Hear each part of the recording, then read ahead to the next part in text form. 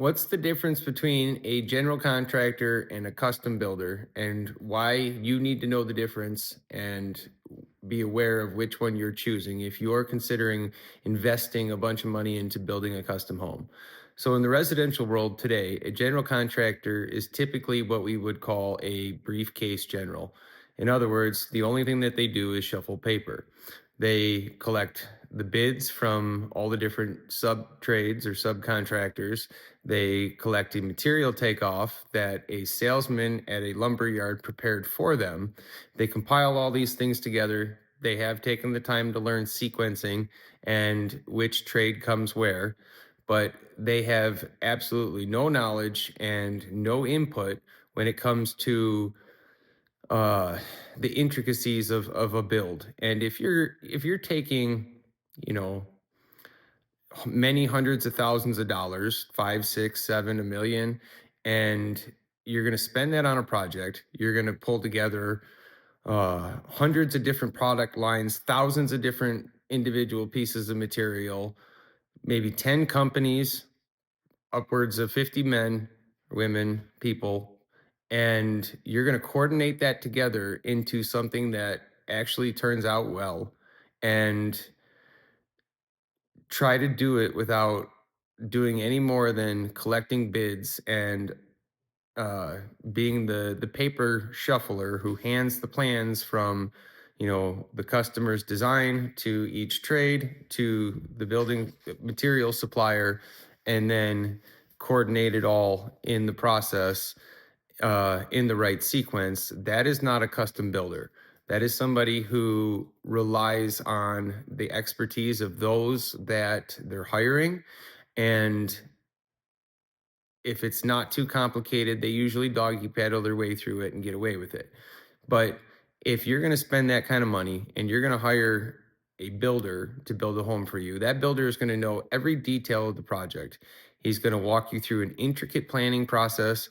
He's going to know more about the plan and what needs to happen than each of those trades that he presents the plans to 100% guarantee that it turns out the way that it's supposed to. A experienced builder is somebody who understands each trade, each role, each responsibility, and is, by experience and by doing the work of becoming a pro, has the capacity to organize all the thousands of different pieces of material and 10 companies and however many people into a symphony that runs smoothly, that delivers a better product, and that is actually what you're paying for.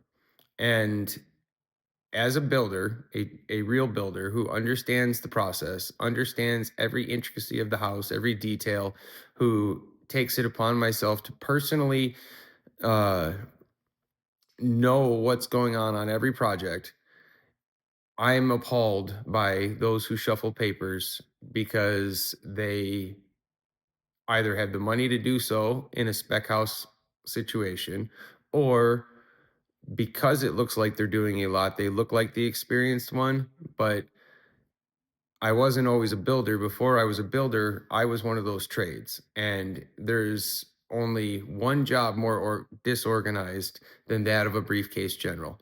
And that is of a homeowner who tries to do it on their own and is entirely inexperienced in the trade, because that's not what they do for a living. And that's entirely understandable on their part.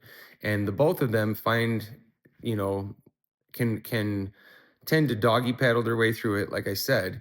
But if you're looking for more, if you're looking for a custom home, if you're looking for a professional who knows what they're doing and is going to manage the project from a position of expertise, somebody who's done the work, the preparation, has the confidence, knows what's going on, then I would consider evaluating whether that person you're considering hiring is a general contractor, loosely termed general contractor, a briefcase general, or whether they're a true builder. And you'll know that by the questions they ask, by the depth of their planning process.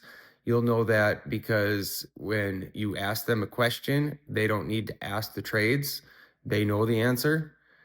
And on a rare occasion, yes, there's collaboration. They do lean on their trade partners, but for the most part, they know the answer to the question because they've already been there. They did the work, they earned their money, they um, are a true builder. They know better than to get into projects and leave loose ends that are up in the air for somebody else to figure out because that's exactly what happens is 90% of the time the least qualified person, the guy in the field, not the owner of the company in the field, but one of his employees are figuring out the details of your custom home because those details were left for him to figure out, and somebody's going to step up and fill that void of leadership.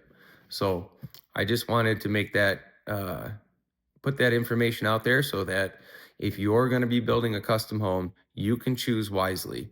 The general contractor term fits more in the commercial space where they're bigger companies with full blown uh, on staff estimators and teams of estimators and project managers who are just as experienced as the builders we're talking about in this case. And then the general contractor would gather the prices from everybody, lead the planning process, lead the way, and manage the project.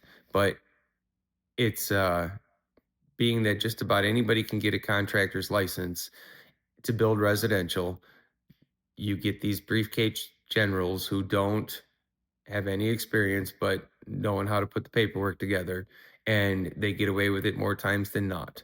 So I hope that this helps you. You're not going to likely pay any more for the builder than you are for the fake, and you're going to get a much better product. You're going to get um, a very intentional product versus something that just so happened to work out because it's something that's done intentionally and not by default, which is the way those jobs go. So, nothing against anybody. I just have seen it too many times before.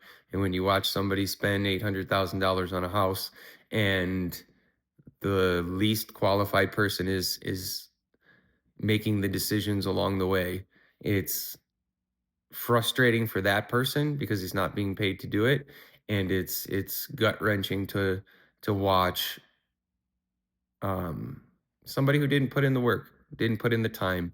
I mean, and they don't have to have years of experience. They just have to be willing to sit down and do a proper planning process in the beginning if they're capable, and they will have earned the right. But that's what I got. Thanks for watching.